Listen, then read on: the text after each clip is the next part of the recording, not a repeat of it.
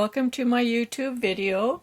My name is Suzanne Bryan, and in this video I'm going to show you how to measure gauge in the round, stitch gauge. You can apply all these principles to row gauge as well, but we're just going to talk about stitch gauge in this video. I have 3 samples here to show you. This is swatch knit flat of 20 stitches wide. This is a swatch knit in the round, 40 stitches cast on and worked in the round.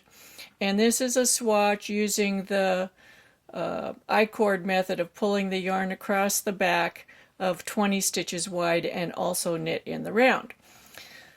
So we're going to compare these. I've found many times for my students that when they change from knitting flat to knitting in the round, that their stitches per inch will change. This is because many times people have a different gauge between their knits and their purls. When you're knitting flat, you're combining it 50-50, 50 knits, 50% knits, 50% purls, so you have an equal distribution of the change if there is any.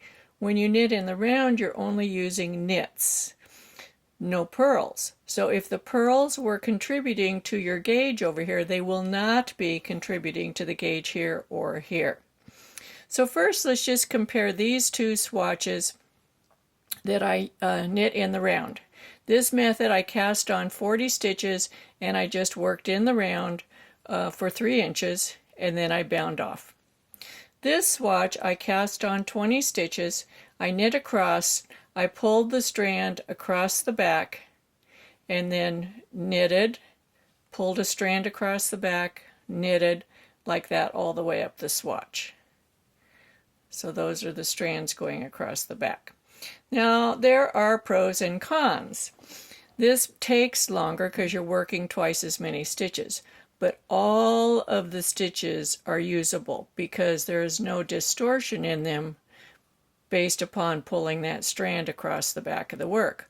On this swatch, there's usually 1 or 2 columns or even 3 that on the edge are messy because there's nothing holding the tension. So you cannot use these stitches, these columns of stitches, to calculate your row gauge. Same thing over here. So you're losing a lot of stitches. Now another interesting thing is I weighed these. This one weighs 5 grams.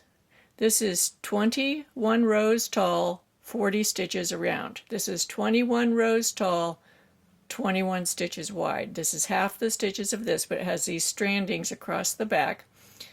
This swatch weighed 5 grams. This swatch weighed 7.5 grams. Also, when these are all blocked. All these swatches are blocked. Of course, you want to block your swatch before you measure gauge. That's the most important thing aside from knitting the swatch. So I submerged this in a room temperature water, all these swatches submerged in room temperature water for 20 minutes, and then I wrung them, squeezed out the excess water, rolled it in a towel, laid them out, and allowed them to dry. This is very nice. This is very nice. This is horrible, because you have all of this stuff in the back that interferes with laying it out. So it's all lumpy and bumpy. You cannot lay it out flat to get it to dry flat. So that makes it a little bit uneven. Can you tell already I'm not a fan of this? So let's go ahead and do some measuring.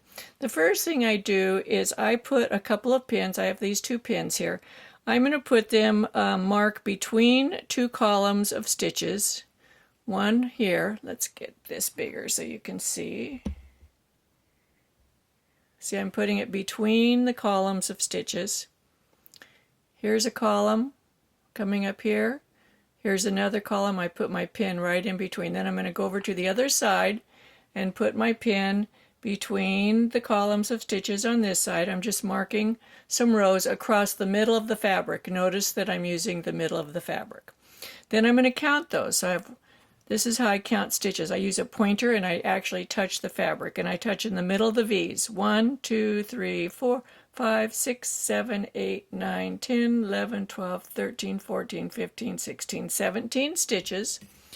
and it measures, if I measure between the pins, 3.25 inches.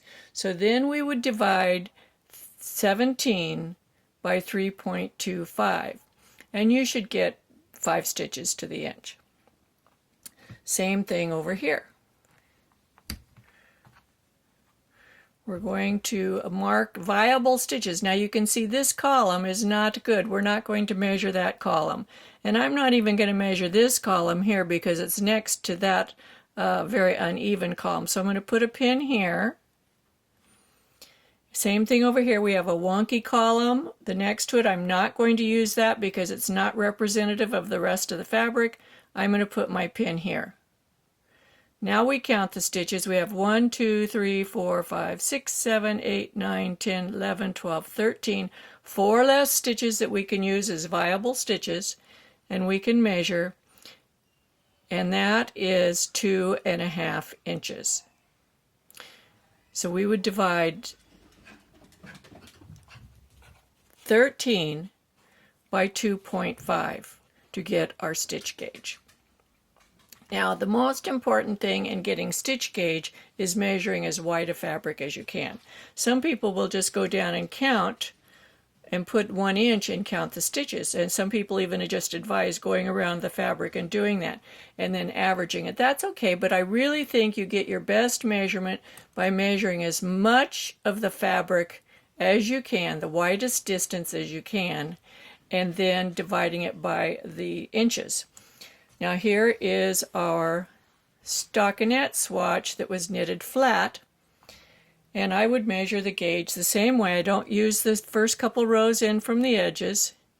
I put my pin between 2 columns of knits.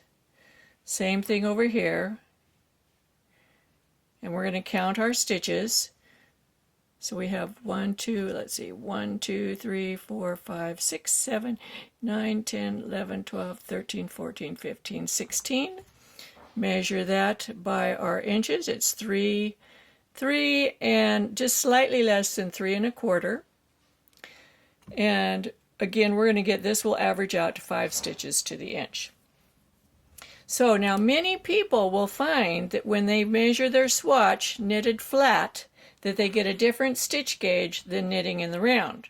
If you are one of the people that gets a difference, if you're getting more stitches to the inch, like let's say you're getting 5.5 stitches to the inch here and 5 stitches to the inch on the knitted flat, you would need to go up a needle size. If you're getting fewer stitches, let's say you're getting 4.5 stitches per inch here and you're getting 5 stitches here, you would need to go down a needle size. This is very important, especially when knitting a cardigan. You're knitting part of the sweater flat and part of the sweater is knit in the round. That's when you would change from knitting flat to knitting in the round. You need to check your gauge at that point. Another concern that people have is about swatching is using up a lot of yarn. So up in the corner here, I'll link a video that I have for repurposing swatch yarn. It tells you how to pull out your swatch and reblock the yarn so it gets all the kinks out and you're able to use it again for your project if you like. If you like my videos, be sure to give me a thumbs up, subscribe to my YouTube channel, share my videos with your friends, and come back and see some more. Take care and happy knitting.